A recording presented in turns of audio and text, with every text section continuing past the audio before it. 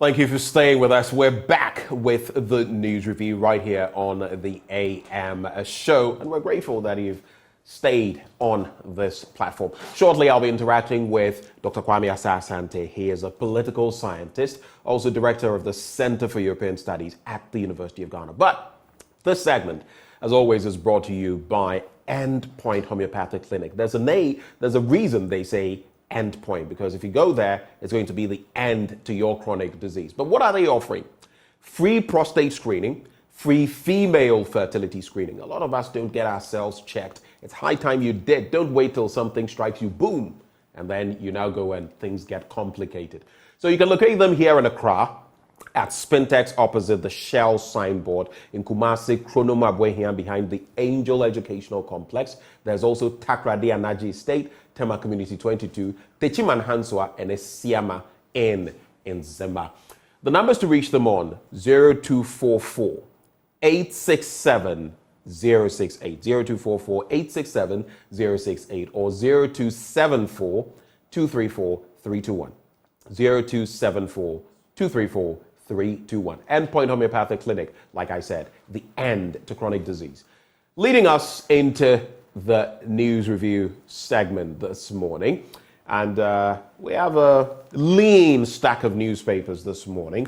The Daily Guide newspaper, the Finder newspaper, the Daily Statesman, and the Custodian. Maybe we'll buttress that, back it up with some online stories as well. But a lot has been happening, whether it's to do with the pads, sanitary pads our young girls use, or the state of our roads, major roads in the country. Unfortunately, and why it is important that I bring that up, unfortunately, in the Gomwa area, we saw what happened, that Abidjan, Takrady bound vehicle, I think, the Yutong bus, and that gory accident. It sent chills down my spine yesterday just following it. At the last time I followed that story, 16 people had lost their lives. And the description, I don't want to ruin your morning, but limbs all over the place, askew, people split in two, decapitated, and all of that.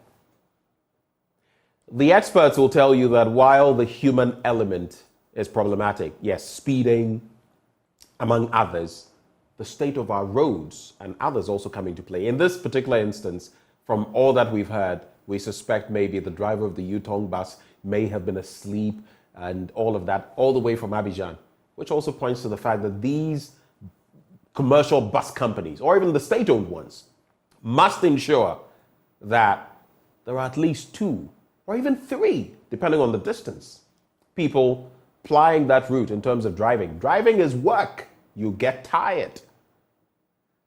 I felt so sad on the back of that yesterday. But let me say a very good morning to Dr. Kwame Asah-Asante. Good morning, Doc. Good morning, Ben. Thanks for joining the conversation this morning. As always, I'll throw the ball to you first in terms of your most prominent issues over the last week, between the last time we spoke and now. Well, I wasn't here for about 2 weeks, but since the last time we interacted till now, there's been the vetting of Justice Tokonu. There have been issues to do with Galamsey. In fact, today we're getting into that issue. There are the spate of road accidents, sanitary pads with all kinds of taxes. What are you going to be talking to us about right before we get into the papers? Yes, I want to look at road accidents. Okay. You and I have heard the gory tales of what is happening on our roads. And I'm so worried because this country is struggling to build the human resource of this country. And at the same time, through a lot of factors, we are losing a lot. Even if we lose one person, it's bad enough to talk about it on this platform. And there are a lot of factors. We're talking about engineering problems. We're talking about carelessness on the part of drivers. We're talking about the inability of the police to ensure that cars are roadworthy and the rules governing driving the drive industry is held to the highest level. All these things are worrying us one way or the other. But it seems to me that our state, our country, is not finding a lasting solution to it. My question is, when are we going to deal with this so that it becomes a thing of the past? It is a worrying situation that now, when you are taking any vehicle, you are not sure whether you get to your destination. That uncertainty should not be part of our thinking. Our thinking is that anytime we ply the road, we get to our destination and fulfill whatever we want to fulfill in the day. So if there is something that we need to do, one of the things that it has to be done is to fix this problem once and for all. I will urge every Ghanaian to see it as a war. Let us declare war on this menace so that we can save ourselves, save our society, save our government, and then build a society that is free of accident. The accident may come, but we want to see a situation where we have reduced it to the barest minimum. It should be a concern to everybody, not only government, not only the police or the stakeholders, but we as individuals, we owe it to ourselves to save our lives and save our family and our society. I think that we must take the rule governing the industry seriously and abide by them. And then whoever is supposed to work and maintain, free, accident-free, program.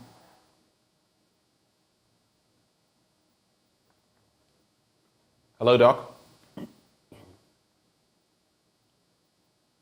Well, we appear to have lost Dr. Kwame Asasante, not to anything, to the poor internet connectivity, if it's not a call coming through. But we'll get him right back to wrap up on those comments. It's just on the back of what happened in the central region en route to the Liberian camp, I should say, yesterday when that gory accident happened at dawn. So the call came through to the fire service at around 5:14 a.m. And by the time officials got there, there were some witnesses and all of that. Disaster had struck. When we get Doc back, we'll let him wrap up on his thoughts on the spate of road accidents. But let's start with the Daily Guide newspaper. Let's make Ghana tourism destination. That's according to President Akufo-Addo. That story is on page 6. There's also Napos celebrates birthday in Monaco. Chilling be what? Anyway. Bawumia picks NPP Flagbearer forms, and their Sidiku Buhari's son tops U.S. varsity. If you know anything about that sector or that industry, you would know about Sidiku Buhari. Well, I'll be bringing you some details of that. Soldiers Galamsey's clash in Obuasi, and I'll have a lot to say about that Galamsey situation because it is clear we are not winning Foko. We are not winning anything. Let's stop deceiving ourselves. Galamsey is beating us left, right, center. It is flogging us. It's a flagellation, isn't it? And some people walking the corridors of power are tickling themselves and laughing that something is being done. And some are so, what's the word? I'm trying to season my words, choose them carefully. I don't mind treading on anyone's corns, but you have to be morally correct, politically correct sometimes. Some people are so duplicitous, dubious. You remember last year, or was it this year? Someone went to a certain area where there's an estuary, and at some point in the year, water will push back from the other source, and went and took a photo of that portion, and brought it and said that, the river is being... It's a shameless leadership we have, as far as Galamsey is concerned, and beyond as well. Shameless. Look at our economy. But let's not start Friday too early. My blunt thoughts will come to you on Friday. Soldiers Galamsey's clash in Obuasi, and then Asin North up for grabs. The NDC is insisting it will go with James Jachikwason once more, regardless of the criminal charges that have been brought against him in court. We'll see how that pans out. But let's get some details. Do we have Doc back now? All right, we'll try to reconnect with Doc. He'll wrap up his thoughts on the state of our roads, and then we'll take it from there. Of course, on the back page of the Daily Graphic, Pochettino doesn't want Felix at Chelsea. João Felix, I'm speaking of. He came from Atletico Madrid, and it appears he's falling out of favor with the new coach. All Stars Festival set for June the 20th, and then Stars coach named squad for AFCON qualifier. Guess what? He's included Andre Didiayu. Some were thinking he should be axed. I've heard some football commentators, maybe I shouldn't call them pundits, commentators say he shouldn't be in the squad, but he is there. And then gold medals won't solve my problems. Great Britain's three-time Olympic swimming champion Adam Peaty says gold medals will not solve his problems. He's spoken about periods of depression, problems with alcohol, and recently said he had been in a self-destructive spiral. Sometimes success comes with a lot of challenges, and some are not able to handle them so well. We all need to find the balance and pray and help one another. Ubuntu, right? I am because you are. But let's get into the major stories in the Daily Guide. Vice President Dr. Mahamudu Bawumia formally entered the ruling New Patriotic Party presidential race on Tuesday when members of his campaign picked up nomination forms for him. The forms were picked by former Chief Executive Officer of the Bui Power Authority, Fred Owari, who was accompanied by the Director General of the National Lottery Authority, Samia Uku, and former South Africa Ambassador from Ghana, Dr. George A.C. Boateng. This comes after the party's national executives rejected an earlier attempt by members of the Bawumia Fan Club to pick the form for him, backed by a 50,000 Ghana cedi check. On Friday, May the 26th, the group led by its founder, Intim Jakari, attempted to pick presidential nomination papers for Dr. Bawumia to run for the NPP Flagbearership, but the party leadership said the group lacked authorization from the vice president's campaign team to do so. So the number 2 gentleman of the land has picked up forms now. But I have a question for him. Touted as the economic whiz kid, the economic big brain, the solution to our problems. In fact, the president has referred to him time without number as that great repository of knowledge. I'm asking in a very humble way, what is knowledge if it can't be put to use? Just saying. I'm not saying he is not knowledgeable. Don't get me wrong. He is schooled in what he has learned. But if knowledge cannot be applied to solve problems, what is that? You do know the difference between knowledge and wisdom, right? Knowledge is knowing. Wisdom is the proper application of knowledge. So I'm just reflecting this morning. This is spontaneous, not planned.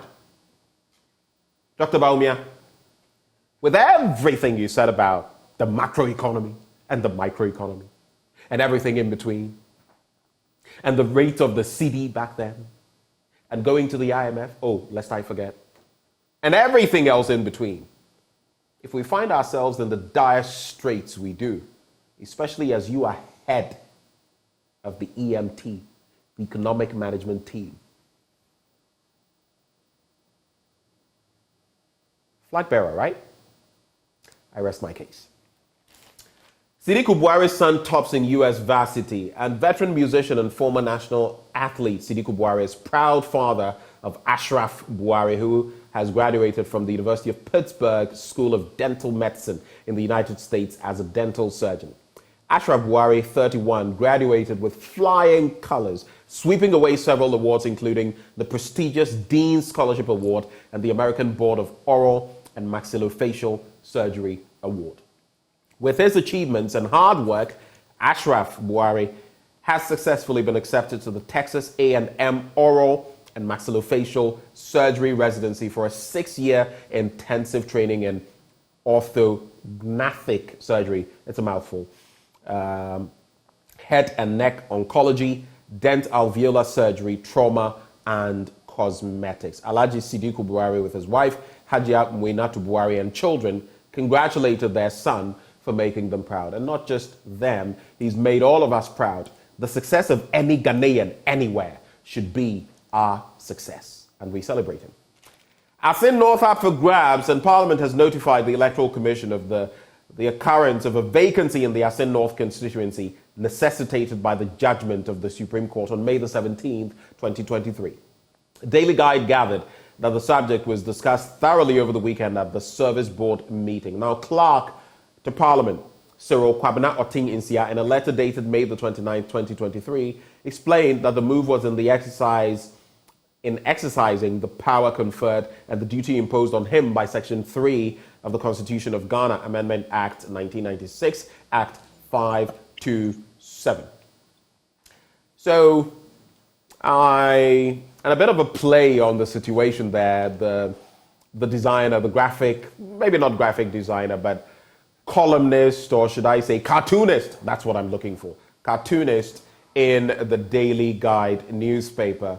I love Canada, Canada with a K in the shirt of James Jachikwesa. It would be an interesting picture, though. It would be the first, at least if memory serves, for me, where this situation would have happened, especially in the Fourth Republic and maybe beyond, where someone was in Parliament as an elected member, then through such means as were raised, was asked to step aside, and if he contested and won again, return to Parliament. That would be an interesting case study, really, for some of us who are students of politics. But that is the situation there.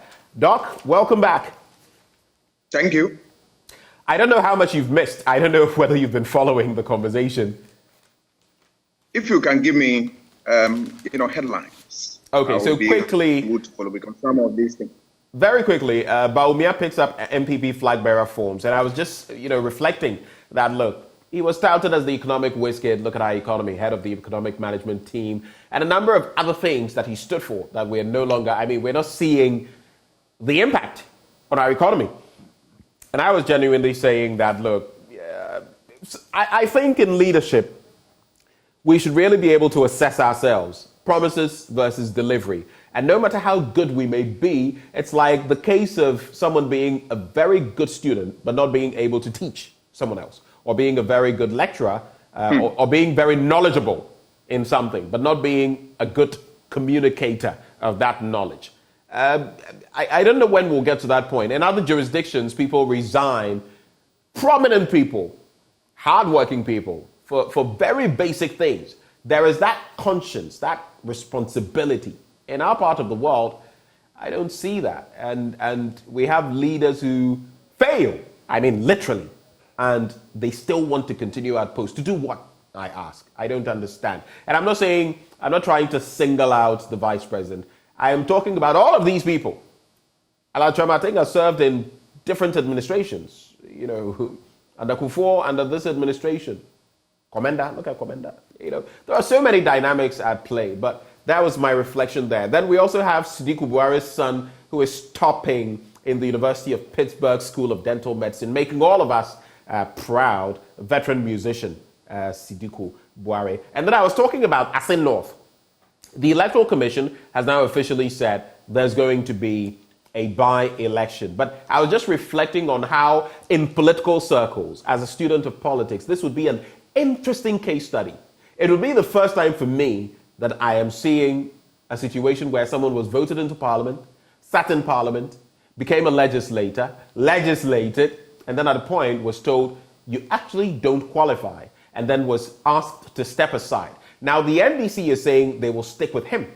If they do, and if he is allowed to, bar the charges against him, the criminal end of the charges against him in court, and if he does win again, how interesting would that be? Came to Parliament, had to leave Parliament, came back to Parliament within one parliamentary window, the 8th Parliament. I find that very interesting. I don't know what your thoughts are. Yes, I will start with the Vice President, Dr. Bawumia. Yes, he has every right to go for his forms to announce his interest or his intention to contest the NPP primaries. There's no doubt about that. But the question is what you have really asked as to what is it that he's going to bring to the fore, given the fact that we are in a difficult economic situation, and then he has been touted as one of the best in terms of economic ideas, economic management, and the rest of them. Sitting at where I am, I have no doubt in my mind that Dr. Bawumia is a good economist.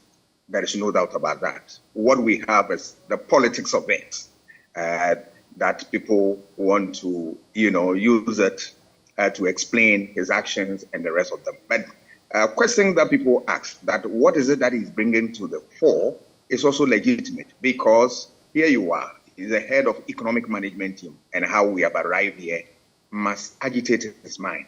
And that brings me to my last point on him, is that yes, he's good, there's no doubt about that, but there are two questions that await him. One is, he should be able to explain to us how we are able to arrive here.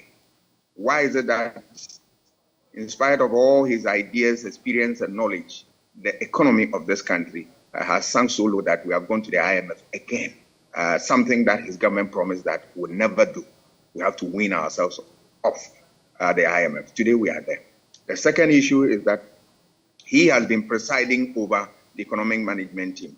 What is it that he could not offer his government, and that it is now that he believes that if given the nod, he will be able to offer this country? These are questions that are with my vice president, your vice president, and I'm not the one to proffer a solution or solutions to these questions. I'll move on to look at and let me just add, Doc, that is also reflective of all of those who have been in power, whether as ministers or whatever. Dr. Akoto Efriye, Alan Chebatain, Wachie Jako, former President John Dramani Mahama. It reflects on them as well, the point I'm making. Yeah. If you've been there and done that, and you didn't deliver, I mean, there are different levels of delivery. I get that. But if you've been there and done that, and you didn't deliver, and now all of a sudden you want to come back, or you want to continue on whatever front, as a citizen, I'm going to be asking myself, so what has changed? What are you? What is new? What are you bringing? Yeah, that question is also for all of them. You've said it right. They have to answer that. It's not me, but maybe they have something that you and I do not know. The time is now for them to show us what is under their sleeves that they want to share with us. The second issue is the issue of that signal. It's going to be an interesting one. If NDC want to go ahead with the position that they will maintain him to contest for the primaries. As a student of politics, I believe that it is doable within the space for the NDC. Why am I saying that? If you look at the statistics, NDC has won 4 times, NPP 3. Until recently, it is the NDC which was having or holding the seat, and the issue that you and I know brought the MP out of Parliament. If the people believe in their candidates, obviously they will vote for him because they have not seen much of him in terms of his performance in Parliament, and this is the person that they voted massively for. And because of the issue, he was brought out of Parliament.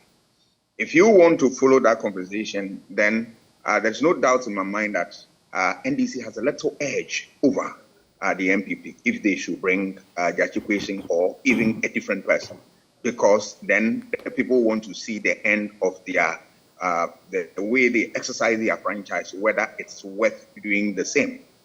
Another factor that also is strong for them is the issue of the economy, which is affecting everybody without leaving the people of Asing North. And that is going to be brought to bear on the campaign situation there. That area also requires infrastructure development and other factors. So these things are going to be drummed to the ears of the voters, and it can be the game changer. I also concede that MPP will not sit down aloof and then will not put in a performance. They are going to give them a run for their money. And that means that they are going to marshal all resources and go in there and go for the kill. So it's going to be an interesting one. But from the statistics and from the way events have turned out to be, I have no doubt in my mind that the NDC stand a little chance more than the MPP. Let's also take a look at this. We started talking about Galamsey. Let's turn to page 6 quickly and take a swipe at that story. Soldiers, Galamsey's clash, I should say, in Obuasi, and military officers in Obuasi yesterday used warning shots to disperse a group of illegal mining protesters who are demanding the release of their colleagues detained by the police. The police apprehended and detained some 48 illegal miners known as Galamseyers after they emerged from an Anglo-Gold Ashanti mine shaft on Tuesday afternoon.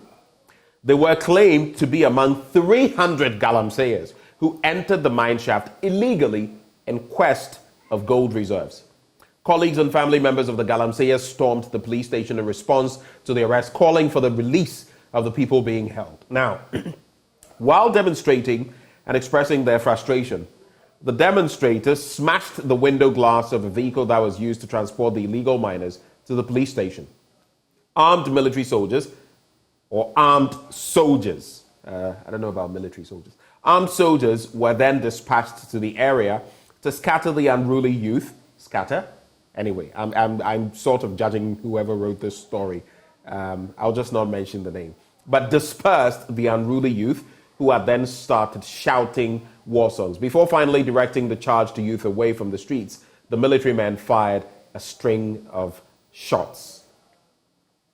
That is the situation. And AngloGold, in response, the AGA management denied reports that the illegal miners were confined in the mine shaft. In fact, I listened to that yesterday in the news, insisting that the miners were free to leave the area on foot using the mine's existing ramp, but some of them were afraid of getting apprehended. You know, yesterday, while I listened to this story, Doc, I found something very interesting. These are illegal miners on property they shouldn't be on. They are trespassing. This is criminal. They're going to search for gold, and all the gold in the country belongs to us. It is reposed in the state, in fact, in Mr. President, to handle on our behalf.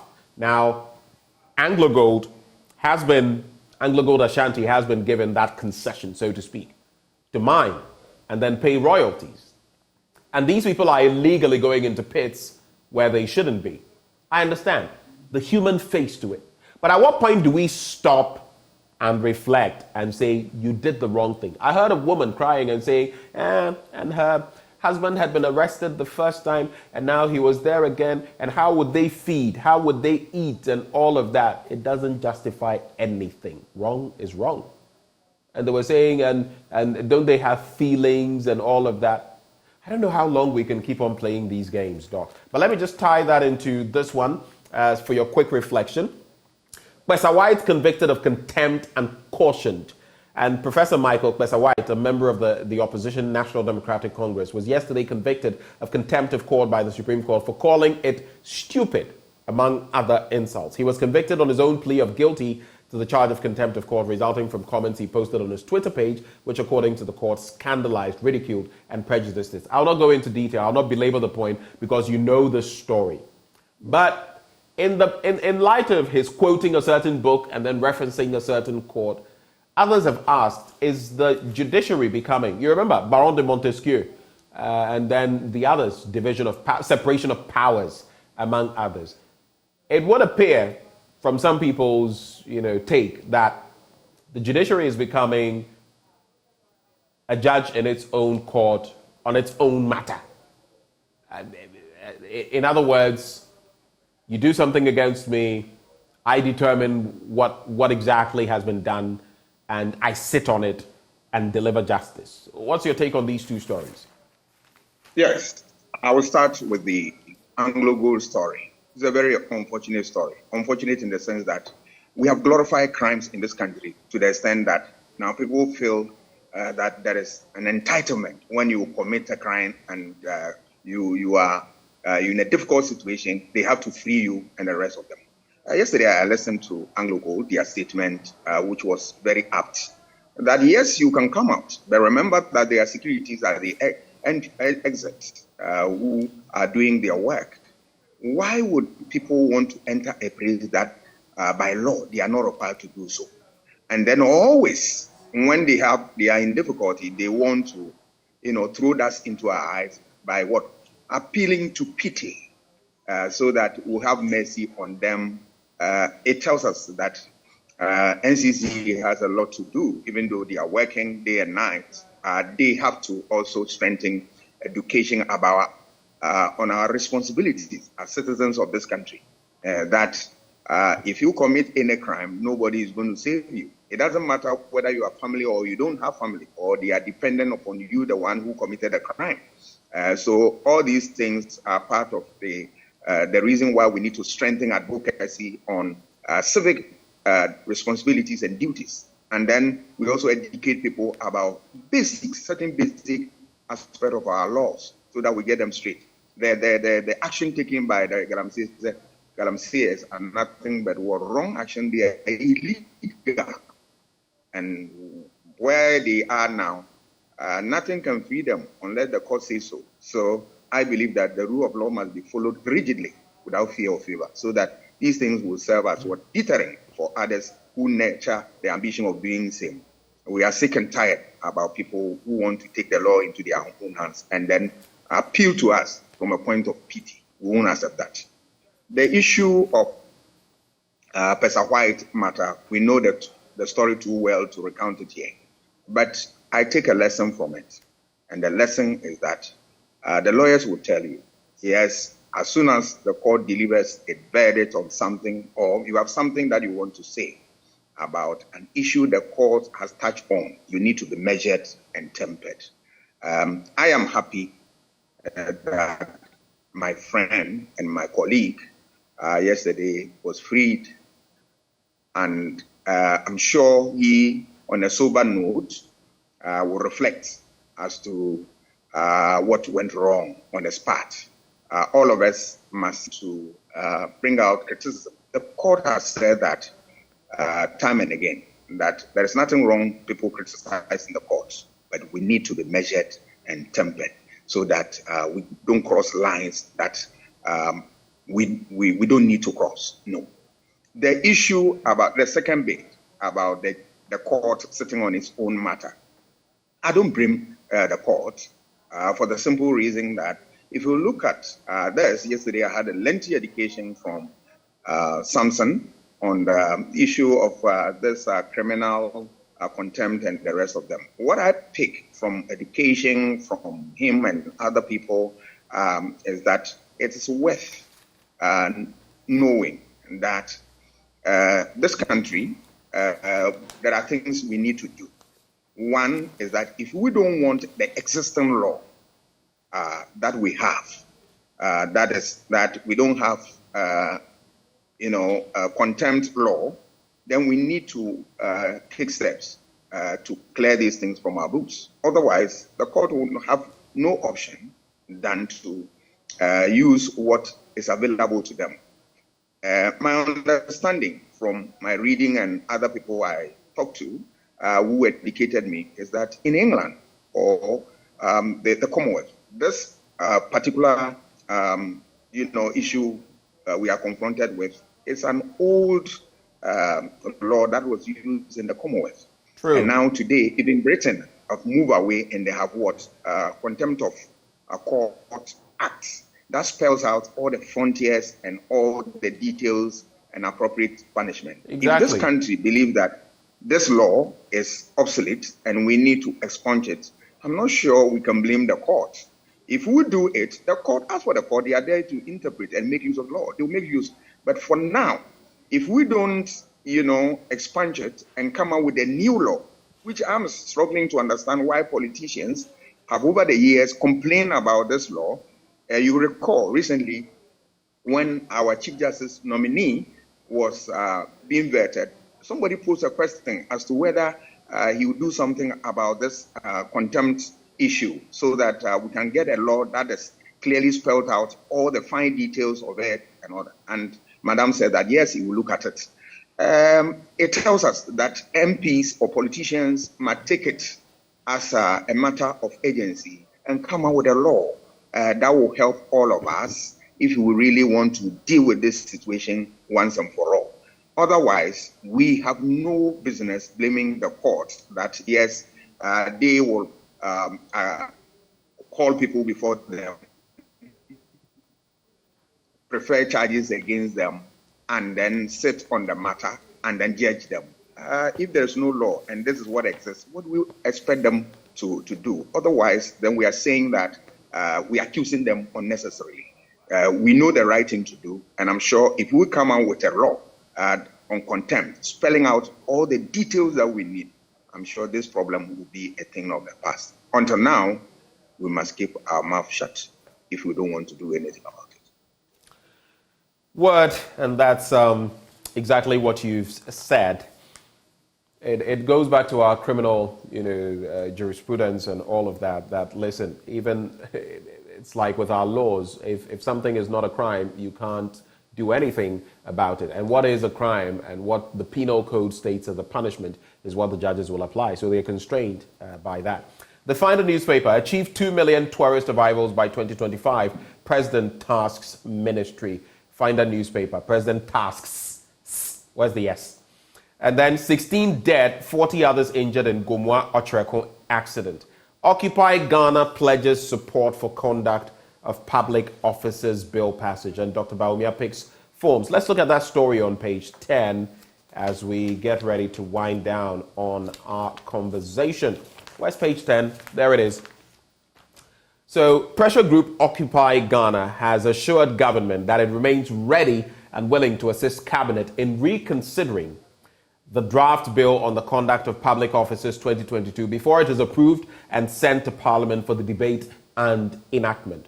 The pressure group in a letter to cabinet stated that despite the fact that government had thumbed its nose at them on the issue, they were simultaneously glad and saddened that it had now found its way back to the table, compelled by Ghana's current economic dire straits and the dictates of the International Monetary Fund.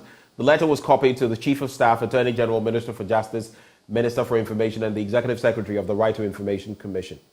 Occupy Ghana indicated that it was their conviction that passing the bill into law would go a long way to properly regulate the conduct of public officers and bring to pass the government's new promise to the IMF that the new act would, quote, address current weaknesses of the quote, assets declaration system. I'll leave it here. You do know that on the back of the IMF program, we're expecting certain changes. The prices of commodities are still starkly high. I'm waiting to see what the inflationary rate would be for the last month when we enter June, to see what it would be for this month, that is May. And we see the cedi, uncharacteristically, because we felt that once the IMF package came through and a few things were put in place, it would stabilize a lot more. That's not what we've seen. In fact, as of yesterday, it would require about 12 cedis and more to secure $1. We're still in dire straits. What do you make of this Occupy Ghana push for the conduct of public officers bills passage? It's a good initiative. I support it. But I want to extend the conversation to other areas as far as the IMF Ghana relationship today is. If you look at the public officers' conduct and the effects on our economy and the rest of them, I have no doubt in my mind that what Occupy Ghana is asking for is the right asset declaration. If you look at that law, it doesn't help anybody because you put something into an envelope and it's taken there, it's kept, and nobody looks at it as to the content, whether it contains something or not. It doesn't help anybody. If you really are interested in fighting corruption, one surest way to go is that people must declare their assets. We know where they are starting from, so that when they come to public office, we can see what they are taking home and the rest of them. It's a good call. If you extend the conversation into the attitude of public officers towards the job that they do, let's limit it to even the economy. It creates a whole lot of problems. And let's look at the last 3 days. I was listening to your network, and we were talking about how government is feverishly preparing to, do all is required of them by the IMF. And I sat down and I bowed my head in shame. I asked myself, government is ready to do all the things that the IMF is requesting us to do. We have to make sure that the VAT taxation. We have to get our points right. We have to make sure that there is already to put somebody at Bank of Ghana. As though we couldn't do that on our own, as though we couldn't think and do that on our own, and we needed someone with a cane standing over us to say, do this. Yes, I am asking myself, look, when did we know that we will be able to make sure that we do the right things? Over the years, we've been to the IMF this and whatever time. So we didn't and saying that this is what was the reason that took us to IMF. So we are going to right that wrong. We didn't learn this, and that all the problems, all the direction they are giving us, isn't new to us. My conclusion is that it's not new. What I have realized over the years upon thorough reflection is that governments, all right, including this government, they want to do the wrong thing and they benefit from it. That is all. Otherwise, nobody can tell me that you and I, we are too intelligent to prefer proper ideas for government. No, that we have been exposed to a lot of things in other jurisdictions that they don't know. It's not true. The truth of the matter is that they know the right thing to do, they won't do, they will do the wrong things and benefit from it. Let's look at the issue of even road construction. You've seen government, allowing people to construct shoddy roads. Look at Kwame Nkrumah's motorway. It's still solid, built in 1958. They want to build in 8 years period so that by the time they leave office, they do their calculation, but by the time they come back in about 8 years' time, they come and repair the roads and then have their cuts on all these things. Look at it. You look at it carefully. You realize that the wrong things that they do, you borrow more, and because you have a company, that also gives you opportunity to do the assessment and then benefit from it. All these things are part of the machinations from government we have in the Fourth Republic. It is about time that the people of this country look at these things and throw all those people who have this type of ideas away and establish, get people who are credible, who will be able to think about the needs of this country and give them the mantle to run the affairs of the state. If you don't do this, I tell you, politicians will take us for a ride. It is not that they are bereft of ideas. It's not true. What is the truth is that they always do the wrong thing and benefit from it. So they will continue to do the wrong things. Otherwise, we will not arrive at where we are. It's unfortunate. Unfortunate indeed, Doc. We have to sew it up here, but we're very grateful that you took the time to join us this morning on the AM show. It's a wet Wednesday morning. We wish you the best of the day as you go about your activities, sir. I wish you the same. Thank you. Thank you. And that's my former lecturer I was talking yappy with, my former lecturer at the University of Ghana, Political Science Department. Anyway, right before we get into sports, Endpoint Homeopathic Clinic aided us to bring you this segment. Now, they're offering, if you're a man, free prostate screening. If you're a woman, free fertility screening.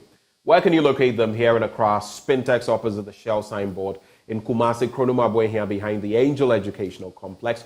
There's Takrady Anaji State, Tema Community 22, Tichiman Hanswa and Esiaman Zima. The call lines 0244 867 or 0274 234 321. Endpoint Homeopathic Clinic, the end to chronic disease. Bringing us to the end of the news review and the start of sports. Up next.